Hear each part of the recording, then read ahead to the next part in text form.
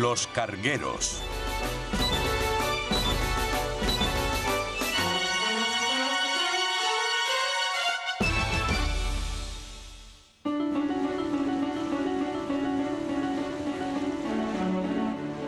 Desde los primeros días del transporte en barco de vela hasta los gigantescos buques de hoy llenos hasta arriba de contenedores, los cargueros han sido el conducto por el que fluye la sangre vital de la economía mundial. En todo momento hay miles de estas embarcaciones transportando cientos de millones de toneladas de carga a sus destinos. Ya sea surcando el mar abierto con un cargamento de automóviles o navegando por lagos interiores llevando mineral de hierro, son la encarnación de unas embarcaciones cuya única tarea es transportar mercancía de todo tipo desde y hasta los rincones más lejanos de la Tierra. La sencillez de la misión de los cargueros contrasta marcadamente con la sofisticación de su diseño.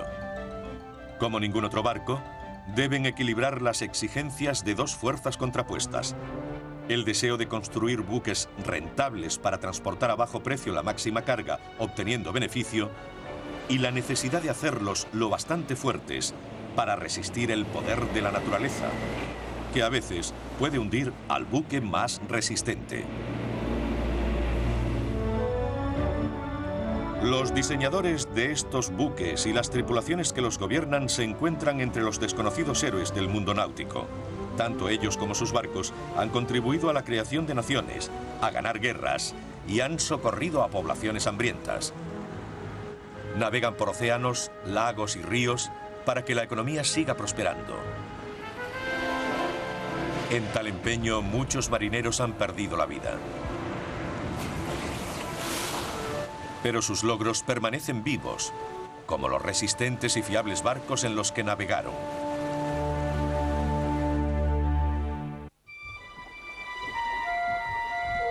Desde el comienzo de la civilización, ha existido la necesidad básica de transportar mercancías y productos por el agua. Las naves que satisfacen esta necesidad son los cargueros, definidos como cualquier buque diseñado y utilizado principalmente para llevar cargas. Han tenido tantas formas a lo largo de los siglos como los tipos de mercancía que han transportado. Desde los primeros galeones llenos de oro y especias de tierras lejanas, hasta las elegantes goletas cargadas de madera y granito para las pujantes ciudades del nordeste americano, o los poderosos veleros con las bodegas llenas de nitrato y carbón. La necesidad de mover mercancías de modo seguro y eficaz ha favorecido el desarrollo del diseño naval. Pero los cargueros han hecho una contribución aún mayor. Han servido de vínculo mundial, ayudando a transformar lo que una vez fueron barreras en autopistas acuáticas que unen a las naciones y los pueblos.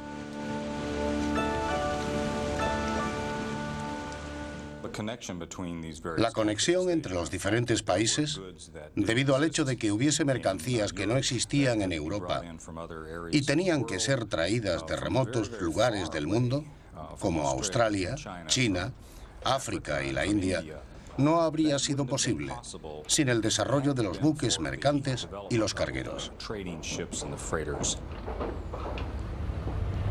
De hecho, los cargueros son una de las piedras angulares de la moderna economía global. Y quizá el tipo más importante en servicio hoy en día sea el portacontenedores. Los últimos modelos miden 300 metros de largo y 40 de ancho.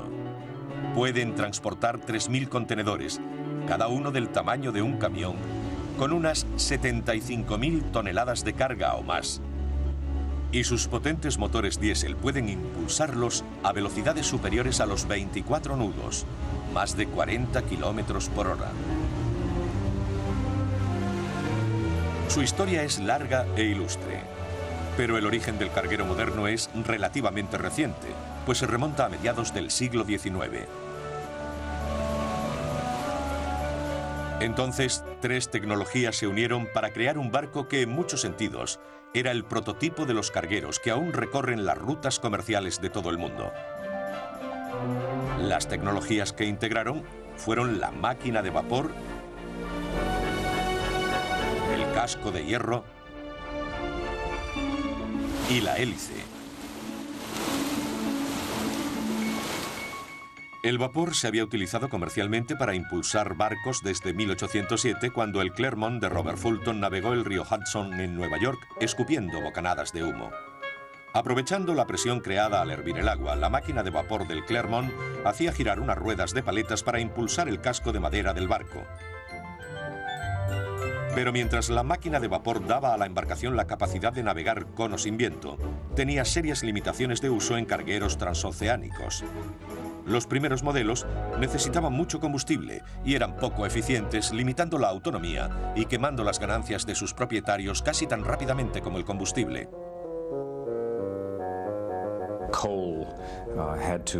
El carbón se extraía de las minas. Era un trabajo intensivo. Luego era cargado y almacenado en los barcos. Una vez allí tenía que ser cargado a mano en la caldera, por lo que esa forma de propulsión resultaba demasiado cara, teniendo en cuenta que el viento era gratis. La rueda era otro problema. Aunque era un dispositivo excelente para su uso en los ríos y bahías de poca profundidad, ya que las palas no se introducían mucho en el agua, su gran tamaño y compleja estructura la hacían demasiado pesada y propensa a estropearse. Entonces, en 1836, la introducción de la hélice, más compacta y eficaz, permitió al carguero superar los problemas de la rueda de paletas.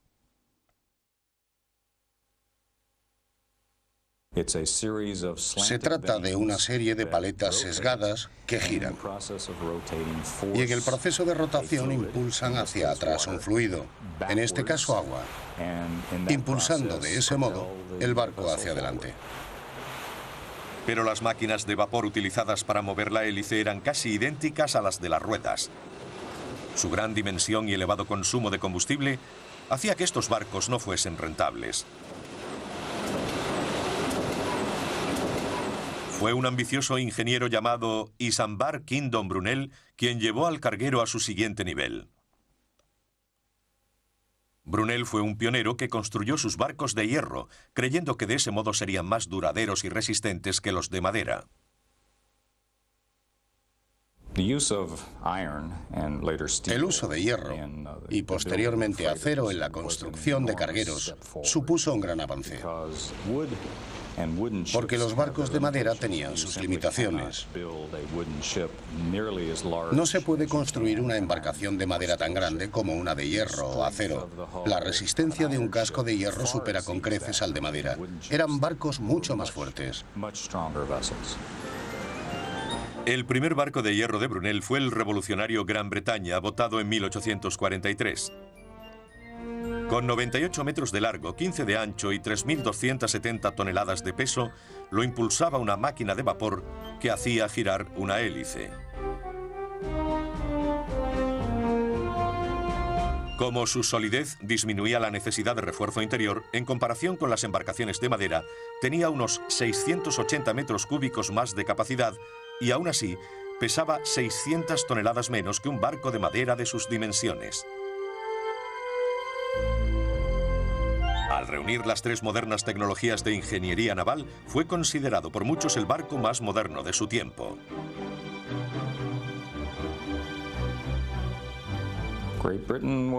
El Gran Bretaña fue un barco con mucho éxito.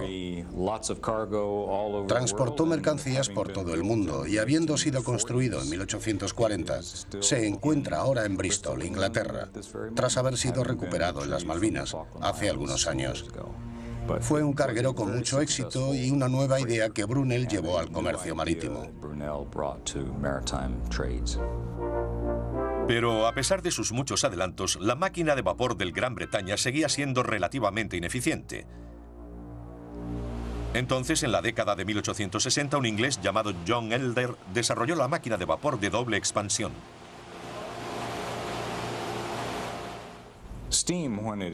El vapor, cuando es generado en una caldera, está a una gran presión y alta temperatura. Los innovadores ingenieros que desarrollaron la máquina de doble expansión cogieron ese vapor y lo condujeron hasta un cilindro mayor, con un gran pistón, utilizando la energía sobrante para accionar un segundo pistón. De esa forma se obtiene más energía de la misma cantidad de vapor. Posteriormente se desarrolló una máquina de triple expansión. Los nuevos motores reducían el consumo de combustible a la mitad y requerían menos hombres para su manejo. Aquellos barcos se construyeron en la forma más económica de transportar mercancías por todo el mundo, hasta el punto de que hoy no hay nada que iguale a la economía de un carguero para llevar una mercancía dada de un punto a otro. Es alrededor de 10 veces más barato.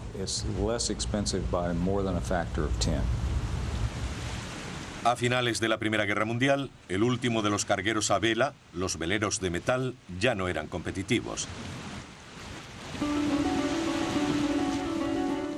Los innovadores como Brunel y Elder llevaron el concepto del carguero a nuevos límites, y los barcos de vapor y hélice demostraron ser el medio de transporte más eficiente en alta mar. Pero al estallar la Segunda Guerra Mundial, en 1939, los cargueros serían sometidos a prueba como nunca antes. Enfrentándose al desafío se encontraba un constructor naval que revolucionaría la construcción de los cargueros.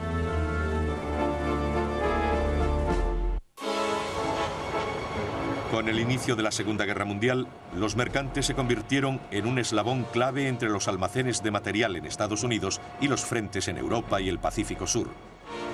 Pero conseguir que las naves cargadas surcaran las aguas de forma segura solía ser una tarea peligrosa. Durante los 2 primeros años, los submarinos alemanes hundieron más barcos en el Atlántico Norte de los que los astilleros estadounidenses podían construir.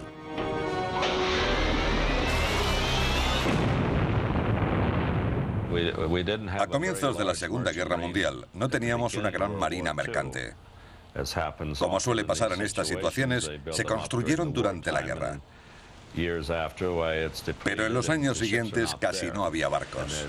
El número de hundimientos era horrible, especialmente a lo largo de la costa este.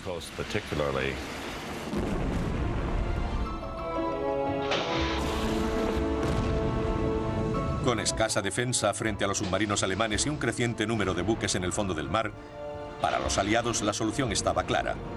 Necesitaban hacer algo radical para aumentar la producción de cargueros del país rápidamente. La visión y el ingenio para superar esta crisis fueron aportados en su mayoría por un solo hombre, Henry J. Kaiser. Henry Kaiser era cualquier cosa menos marino. Era un marinero de agua dulce que se refería a la proa de un barco como la parte de delante. Marginado en el instituto, Kaiser encontró trabajo como fotógrafo y contratista de pavimentos antes de entrar en el mundo de la construcción, donde llegó rápidamente a lo más alto. Un gigantón que con sus 117 kilos de peso nunca hizo nada a pequeña escala. Sus espectaculares proyectos incluyen las presas Hoover y Grand Coulee y el puente de la bahía que une Oakland con San Francisco. Cuando Estados Unidos entró en la guerra en 1941, Kaiser se basó en sus conocimientos en el mundo de la construcción para resolver la falta de cargueros. Su idea era sencilla: aplicar el método de cadena de montaje que tan buenos resultados había dado en el incremento de producción de otros productos industriales.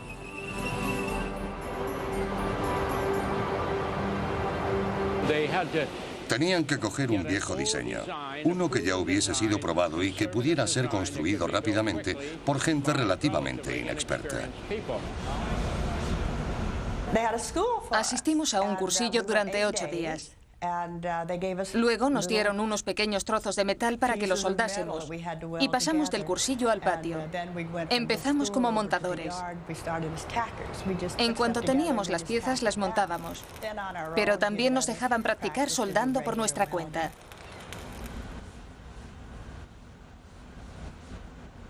En lugar de construir el barco pieza a pieza en su grada, En tierra, se fabricaban en serie grandes elementos que luego se colocaban en su sitio con la ayuda de grúas.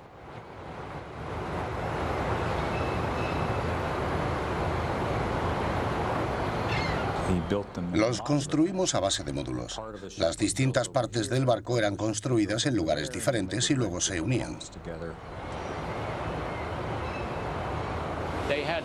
Tenían que hacer un casco con un diseño muy simple, sobre el que colocar las planchas de acero sin la sofisticada maquinaria necesaria para curvarlas.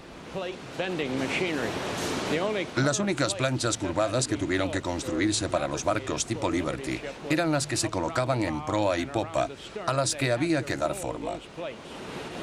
Aquello no era problema, sino cuestión de velocidad. Había que construir a toda prisa. El sistema de prefabricación de Kaiser ahorraba meses de trabajo respecto al método normal de construcción. El resultado fue una nueva clase de barcos llamados Liberty. Los Liberty eran una especie de patitos feos. Tenían una extraña proa y parecían una bañera, pero en realidad eran unos barcos estupendos.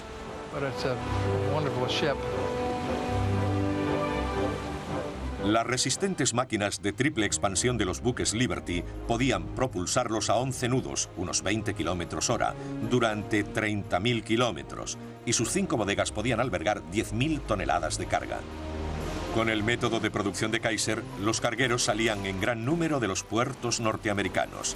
A finales de 1942 se habían botado 646 y por primera vez desde que empezó la guerra, su producción superaba al número de barcos hundidos en el Atlántico. Aquella capacidad estaba basada en el hecho de que tantos componentes pudiesen ser fabricados en otros sitios y que las fundiciones fueran capaces de rendir al máximo en la producción de acero. Por supuesto, Henry Kaiser construyó sus propias plantas para abastecerse del material para hacer los barcos. En 1943, a medida que los métodos de construcción eran perfeccionados, se botaban 3 Liberty al día. Fueron capaces de construir uno de aquellos barcos en 80 horas, partiendo de cero, algo inaudito para el resto del mundo. Incluso hoy sería un gran logro. En el momento de máxima producción, 1,5 millones de hombres y mujeres trabajaban en los astilleros Kaiser en media docena de estados. Su compañía producía varias decenas de barcos a la semana. Pero a pesar de su éxito, los Liberty tenían un problema. El problema de los barcos Liberty era que resultaban demasiado lentos y para solucionarlo en la segunda mitad de la Segunda Guerra Mundial, los ingenieros construyeron un buque algo diferente. Diseñaron un casco más aerodinámico y le montaron motores de turbina. Kaiser llamó a esta nueva generación de cargueros buques Victory. A diferencia de los Liberty, sus motores podían impulsarlos a una velocidad de 17 nudos, unos 31 kilómetros hora. Los Liberty montaban motores de vapor de triple expansión. Los Victory tenían turbinas de vapor. Durante la guerra se fabricaron motores de 6.000 y de 8.500 caballos de potencia. La velocidad adicional del Victory le permitía huir de los submarinos alemanes incluso a plena carga.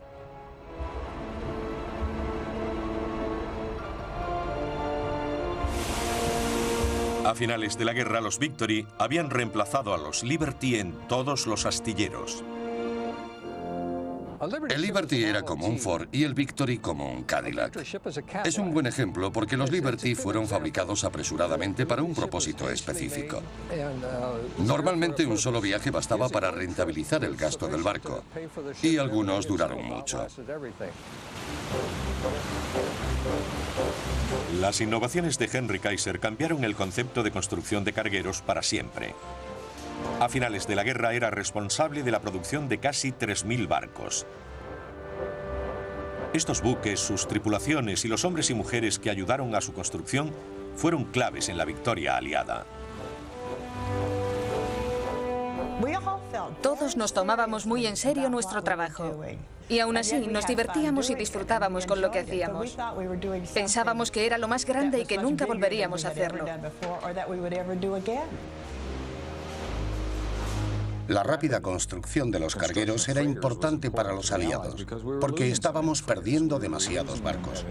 El índice de pérdidas era demasiado elevado y debíamos reemplazarlos. Y aquello fue lo que nos proporcionó los medios para ganar la guerra.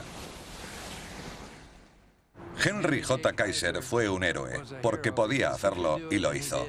7 días a la semana, 24 horas al día construyendo barcos.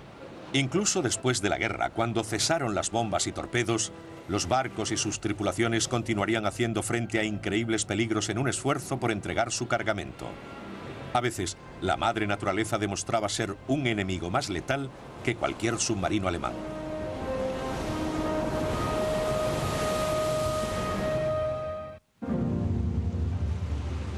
Noviembre de 1975. Una tormenta azota ferozmente los Grandes Lagos. El Edmund Fitzgerald, uno de los más grandes de su época, se tenía también por uno de los cargueros más seguros que surcaban los lagos, pero aquella noche su capitán informó de que la embarcación hacía agua. Se pidió a un faro cercano que vigilara el barco, cuya llegada al puerto de Whitefish Point, Michigan, se esperaba en pocos minutos. Los hombres del faro esperaron y esperaron.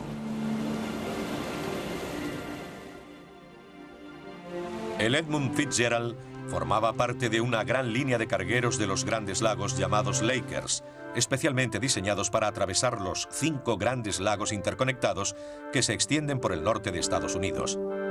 Aunque son tan grandes como muchos mares, el diseño de los Lakers era muy diferente al de sus colegas transoceánicos.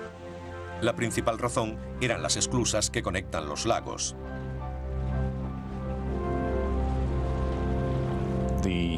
Los Grandes Lagos son una rica fuente de recursos naturales, especialmente mineral de hierro y grano del Medio Oeste. Y estas esclusas permitían el paso de enormes cargueros de un lago a otro y finalmente al mar, mediante el canal de San Lorenzo.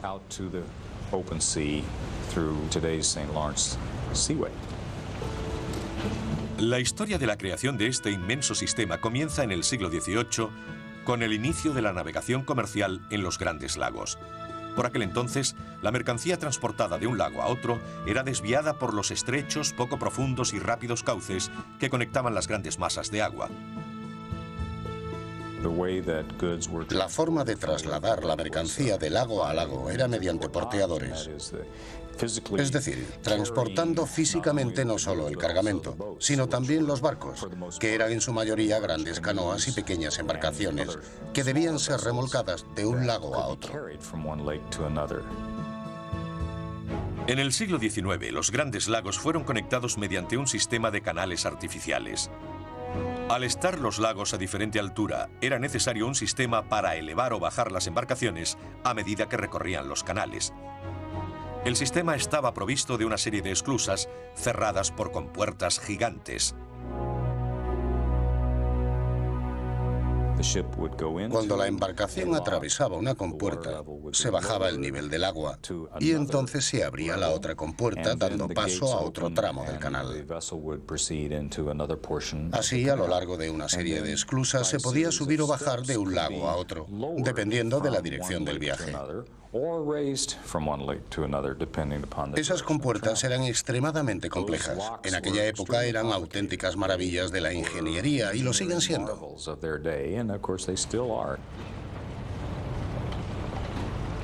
Desde el siglo XIX, las esclusas han sido ensanchadas varias veces para permitir el paso de los cada vez mayores Lakers. Pero la construcción de una compuerta es cara y lleva mucho tiempo. Y para evitar la completa paralización de la navegación en los lagos, solo pueden modificarse de una en una. Por esta razón, los ingenieros han considerado oportuno variar el tamaño de sus embarcaciones según la forma y tamaño de las esclusas por las que han de pasar. Los Lakers deben a ello su singular perfil. Largos y estrechos, con costados planos, diseñados para aprovechar cada centímetro de espacio de la compuerta. Los grandes Lakers no se parecen a ningún otro carguero. El puente de mando está montado en la proa, para una mejor visión del capitán, de vital importancia cuando se pilotan barcos a través de estrechas esclusas.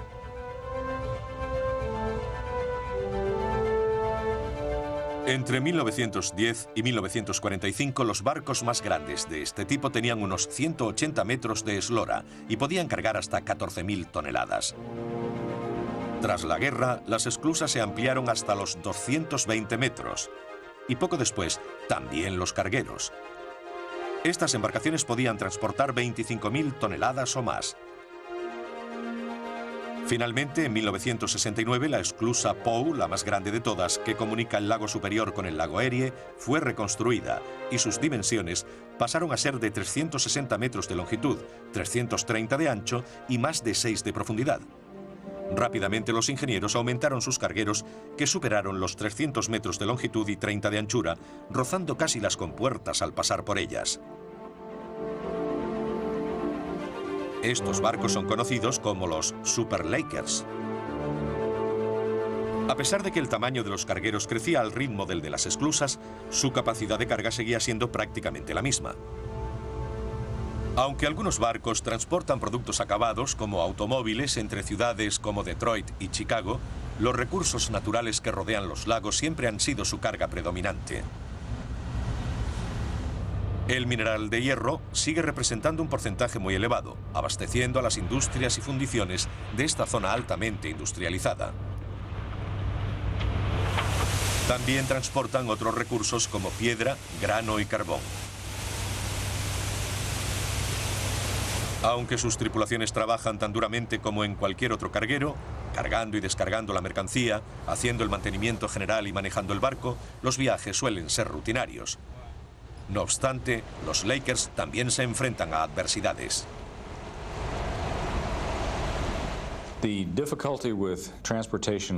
La dificultad del transporte en los grandes lagos norteamericanos es que hay fuertes tormentas de invierno que azotan la zona, desde noviembre hasta abril, por lo que están confinados a unos 8 meses de duros viajes. En muchos casos, el agua está tan fría que se hiela en algunos puertos. Uno de los peores ejemplos de devastación causada por la naturaleza ocurrió en noviembre de 1913, cuando inesperadamente estallaron 2 grandes tormentas al mismo tiempo. Los vientos huracanados alcanzaron los 110 km/h y levantaban olas de 9 metros. La tormenta se cobró 13 barcos, matando a 235 hombres. 45 años después, en junio de 1958, se botó un nuevo y gigantesco carguero que por aquel entonces establecía un nuevo rango de tamaño, capacidad y resistencia para la flota de los Grandes Lagos. El Edmund Fitzgerald medía 222 metros de eslora. Estaba reforzado con baos de acero y sus compartimientos interiores estaban fuertemente apuntalados para añadir resistencia. En noviembre de 1975 llevaba 26.000 toneladas de mineral de hierro cuando lo alcanzó una tormenta en Whitefish Point. Al principio parecía capear la tempestad como habían planeado sus ingenieros, pero poco tiempo después comunicaron a un barco cercano que estaban haciendo agua. De repente el Edmund Fitzgerald desapareció bajo las olas. Sus 29 tripulantes se hundieron con él. 2 teorías circularon sobre lo que le sucedió al desafortunado carguero. O bien escoró al haberle entrado agua y acabó hundiendo la proa en una ola gigantesca, o encalló en algún banco de arena que no aparecía en las cartas náuticas, lo que le abrió una brecha en el casco. Los restos del naufragio han sido hallados y explorados, pero la verdadera causa del desastre sigue siendo un misterio. Aunque el hundimiento de un carguero como el Edmund Fitzgerald es un suceso poco frecuente, los ingenieros navales siempre buscan nuevas formas de fortalecer sus naves, maximizando la eficiencia y rentabilidad.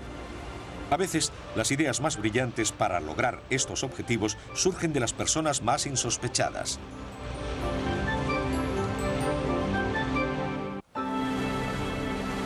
A mediados del siglo XX, la evolución del carguero había hecho la navegación más segura y fiable. Fue entonces cuando un innovador camionero, que nunca había estado a bordo de un barco, propuso una brillante idea que revolucionó la forma de embarcar la mercancía y llevó a los barcos a la era de los supercargueros. Su nombre era Malcolm McLean. Alrededor de 1937 trabajaba como camionero en Hoboken, Nueva Jersey, cuando se le ocurrió pensar en el tiempo malgastado por los trabajadores portuarios para descargar las mercancías de los barcos y cargarlas en los camiones. En aquel momento a McLean se le ocurrió una idea que cambiaría radicalmente la industria naviera. Pensó en colocar los remolques directamente en los barcos, eliminando así la necesidad de cargar y descargar la mercancía de los barcos a los camiones y viceversa.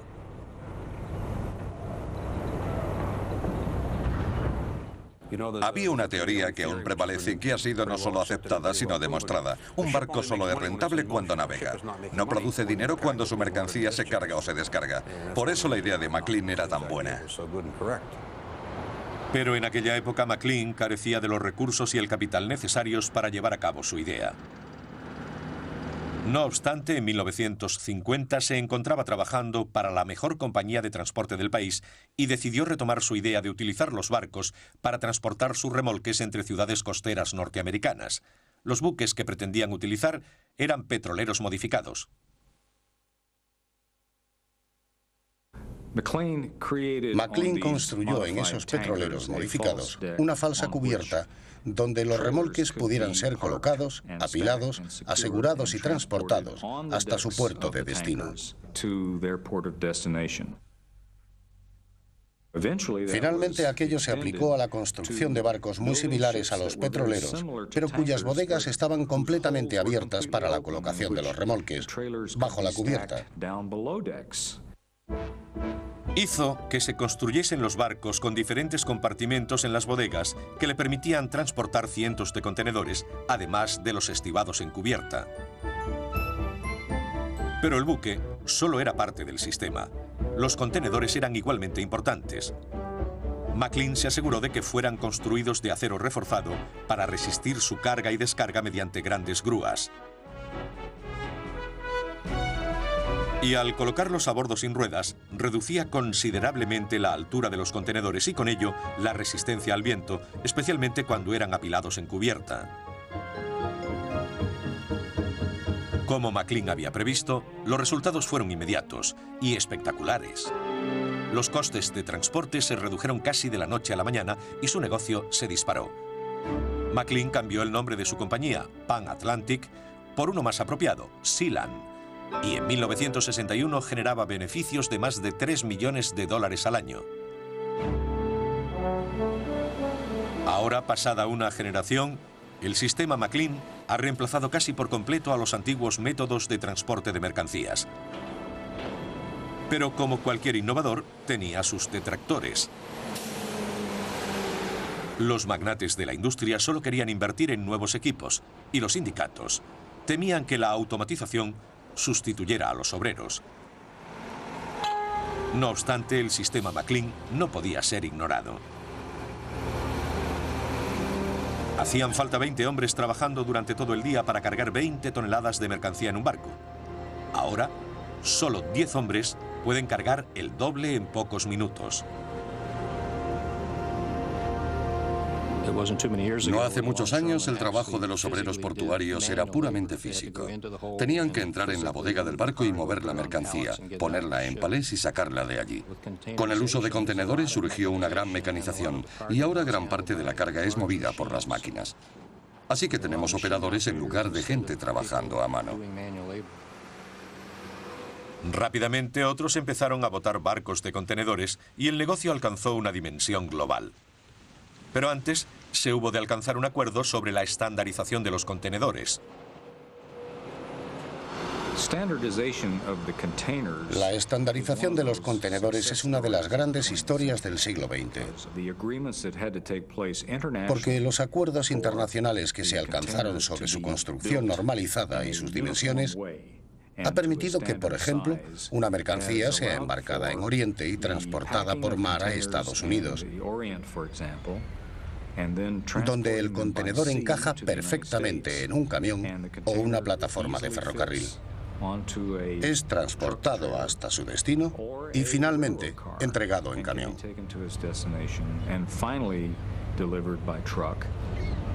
Los innovadores métodos de McLean indiscutiblemente redefinieron el diseño del carguero y la industria naviera. La moraleja es que tuvo que ser un camionero quien demostrara al mundo cómo dirigir una compañía naviera. Y hasta cierto punto es cierto. Tuvo una visión. Si se podía coger el camión y colocarlo directamente en el barco, el transporte sería más rápido, menos trabajoso y habría menos robo. Y no solo tuvo la idea, sino que la llevó a cabo. Los cargueros de Malcolm McLean demostraron ser un factor importante en la estandarización de la economía global. Fue una tendencia que siguió adelante a medida que toda una nueva familia de cargueros altamente especializados evolucionó para satisfacer las necesidades de un mercado en expansión. Henry Kaiser aportó a la industria naviera una forma más barata y rápida de construir cargueros. Malcolm McLean demostró al mundo que un barco podría estar especialmente diseñado para el transporte de mercancías, haciéndolo más eficiente. Los esfuerzos de estos dos hombres crearon una nueva serie de normas para satisfacer las necesidades del transporte de mercancías. Los buques mercantes actuales son los productos más grandes del mundo que salen de una factoría. Sin la necesidad de la producción masiva de los tiempos de guerra, la mayoría de los cargueros modernos son construidos por encargo. Y aunque muchos de sus componentes siguen siendo prefabricados, el proceso, desde su diseño hasta el montaje del complejo equipo técnico, puede llevar hasta 3 años. Llegan a utilizarse hasta 10.000 toneladas de acero en sus gigantescos cascos y casi 5.000 toneladas de otros materiales, incluyendo motores, cableado, tuberías, mobiliario y accesorios. Las máquinas de vapor de los primeros cargueros han sido sustituidas por enormes motores diésel capaces de generar hasta 1.330.000 caballos de potencia.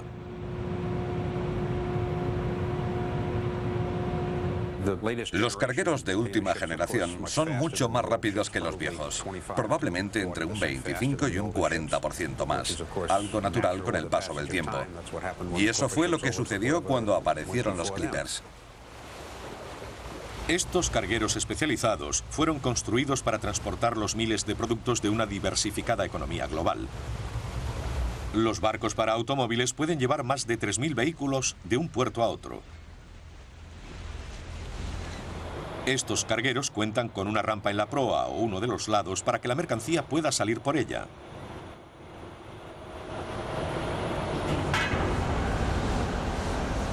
Muchos de los barcos operativos actualmente en el transporte de automóviles en particular se llaman RoRo, es decir, roll-off y roll-on.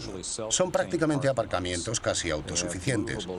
Tienen cubiertas móviles. Si se trata de coches pequeños se pueden añadir cubiertas. Si son grandes, se retira alguna. Compañías de automóviles de Japón y Corea como Toyota y Hyundai tienen sus propias flotas de cargueros RoRo con capacidad para más de 6.000 automóviles.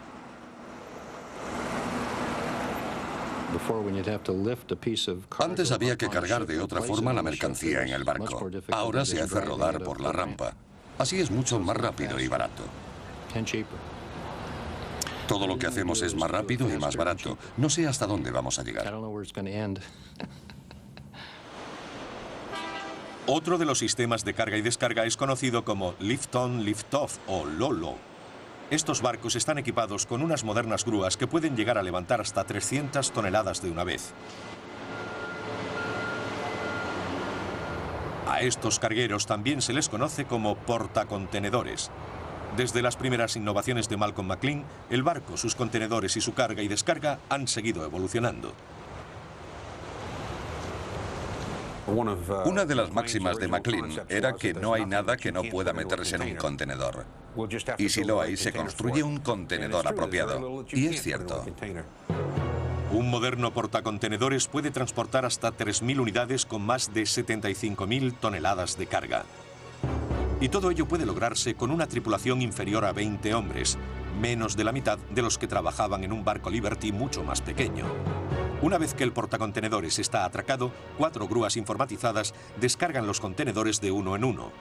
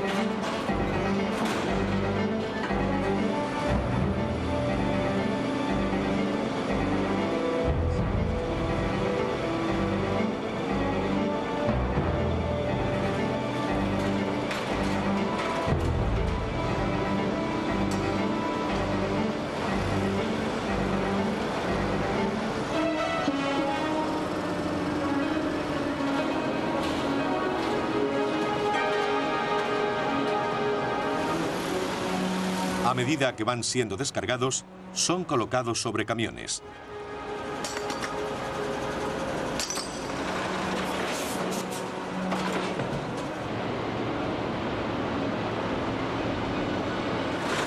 Y luego son llevados a las zonas de almacenamiento temporal.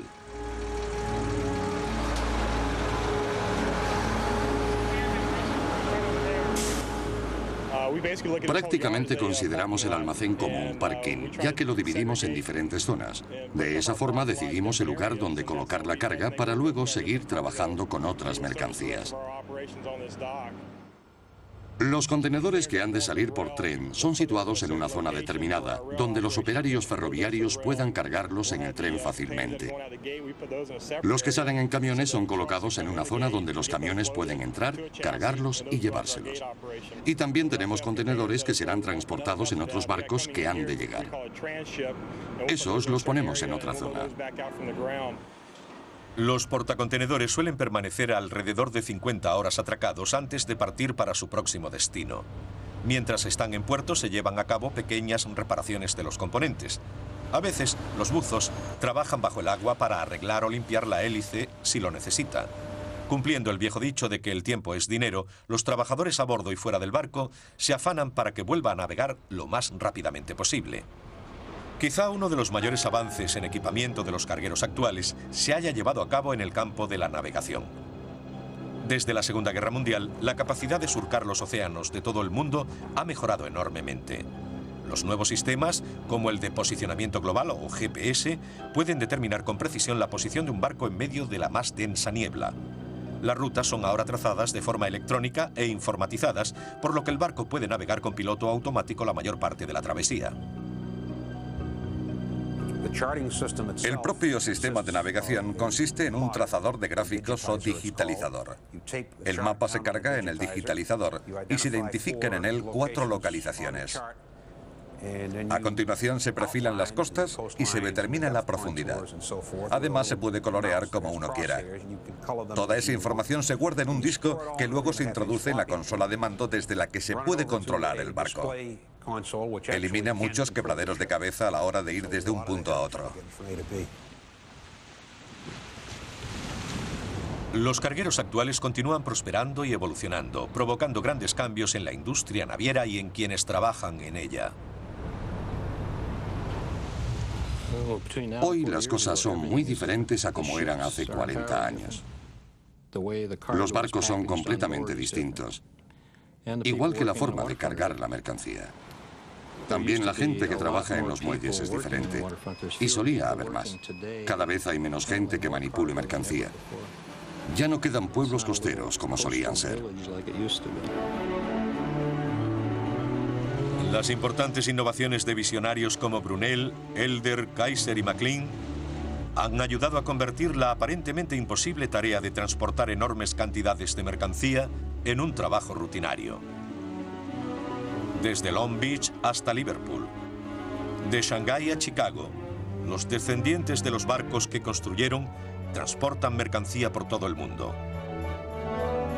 Gracias a los cargueros y sus tripulaciones, la Tierra se ha convertido en un lugar más pequeño.